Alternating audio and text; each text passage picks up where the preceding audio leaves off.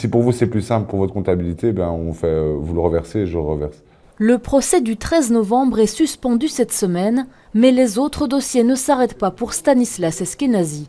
Depuis 4 mois, il enchaîne les allers-retours entre Paris et Bruxelles, 4 mois qu'il n'arrête pas. On m'avait prévenu que ce serait une expérience assez compliquée, mais physiquement, mais j'avais peut-être fort sous-estimé l'importance, le fait de se déplacer déjà, le fait de ne pas être chez soi. Un dossier qui vous prend plusieurs semaines, ça arrive assez souvent, mais un dossier qui vous prend 9 mois, ça n'arrive qu'une fois dans une vie.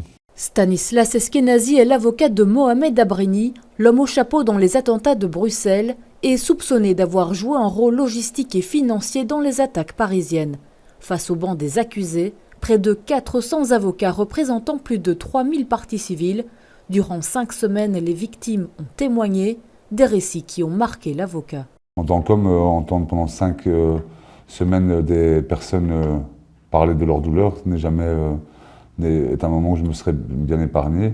Mais c'est un moment auquel il faut faire face et j'ai tenu à être présent à quasi toutes les audiences. Il fallait marquer notre présence et entendre ces douleurs. Stanislas Eskenazi devrait plaider au mois de mai. Le verdict est attendu avant l'été, puis tout recommencer en octobre 2022, mais cette fois à Bruxelles. J'ai bien peur que les accusés, quand ils arriveront sur le banc des accusés en Belgique, seront totalement épuisés après 9 mois de procès.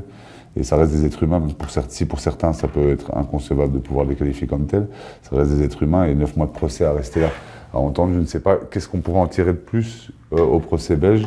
Le procès du 13 novembre devrait reprendre mardi prochain, si le Covid ne vient pas une nouvelle fois perturber l'agenda.